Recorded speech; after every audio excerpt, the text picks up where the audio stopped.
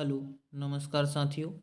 एक बार फिर स्वागत है आपका मेरे इस यूट्यूब चैनल में। तो आज के इस वीडियो के माध्यम से हम लोग देखेंगे बिहार डीएलएड एंट्रेंस एग्ज़ाम 2025 से संबंधित जीके और जीएस के कुछ महत्वपूर्ण प्रश्नों को देखेंगे साथियों। यहाँ हम लोग कई महत्वपूर्ण प्रश्नों को देखेंगे जो सीधे तौर पे आपके एग्ज़ाम में पूछे जाएंगे। तो बिना देरी किए हुए चलते हैं आज के पहले प्रश्न की ओर। आज का पहला प्रश्न है साथियों, अस्थायी चुंबक बनाने के लिए उपयुक्त धातु है। तो इसका सही उत्तर होगा इस्पात।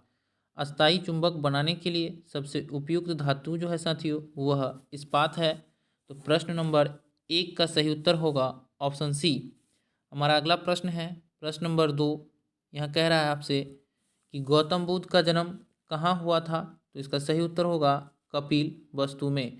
साथियों, गौतम बुद्ध का जो जन्म हुआ था वह कपिल वस्तु में हुआ था, इसलिए प्रश्न नंबर 2 का सही उत्तर होगा ऑप्शन नंबर डी, कपिल वस्तु। गौतम बुद्ध का जो जन्म हुआ था साथियों वह हुआ था 563 ईसा पूर्व में, और गौतम बुद्ध को ज्ञान की प्राप्ति बोध गया में हुआ था, निरंजना नदी के तट पर। इसे भी आप लोग ध्यान में रखेंगे साथियों।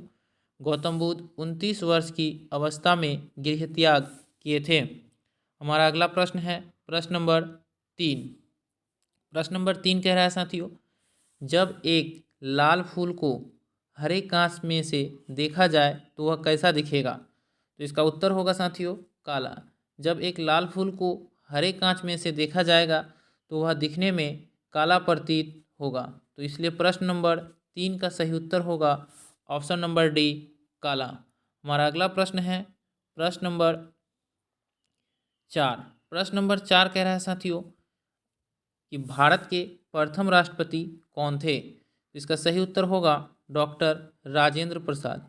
डॉक्टर राजेंद्र प्रसाद भारत के प्रथम राष्ट्रपति थे, और पंडित जवाहरलाल नेहरू भारत के प्रथम प्रधानमंत्री थे साथियों। ये भी आप लोग ध्यान में रखेंगे।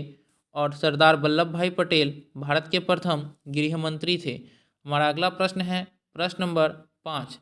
प्रश्न नंबर 5 कह रहा है गंडक नदी को नेपाल में किस नाम से जाना जाता है। तो इसका सही उत्तर होगा नारायणी। साथियों, गंडक नदी को नेपाल में नारायणी नदी के नाम से जाना जाता है, इसलिए प्रश्न नंबर 5 का सही उत्तर होगा ऑप्शन नंबर डी, नारायणी। हमारा अगला प्रश्न है प्रश्न नंबर 6। प्रश्न नंबर 6 है कि मानचित्र में नीले रंग द्वारा किस भाग को दिखाया जाता है। यहाँ आपसे पूछ रहा है साथियों कि नीले रंग द्वारा मानचित्र में क्या दर्शाया जाता है। तो इसका उत्तर होगा जल को। मानचित्र में जो है नीले रंग द्वारा जल को दिखाया जाता है, इसलिए प्रश्न नंबर 6 का सही उत्तर होगा साथियों ऑप्शन नंबर डी, जल। चलते हैं प्रश्न नंबर 7 की ओर। प्रश्न नंबर 7 है कि घाव को शीघ्र भरने में सहायता करने वाले विटामिन है। तो इसका सही उत्तर होगा विटामिन सी। घाव को शीघ्र यानी जल्दी से भरने वाले विटामिन का जो नाम है साथियों वह है विटामिन सी।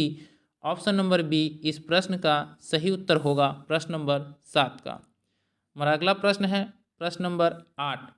प्रश्न नंबर 8 कह रहा है साथियों मानव शरीर में सबसे प्रचुर तत्व है। तो इसका सही उत्तर होगा ऑक्सीजन। साथियों, मानव शरीर में जो है सबसे प्रचुर तत्व जो है उसका नाम है ऑक्सीजन, इसलिए प्रश्न नंबर 8 का सही उत्तर होगा ऑप्शन नंबर डी, ऑक्सीजन।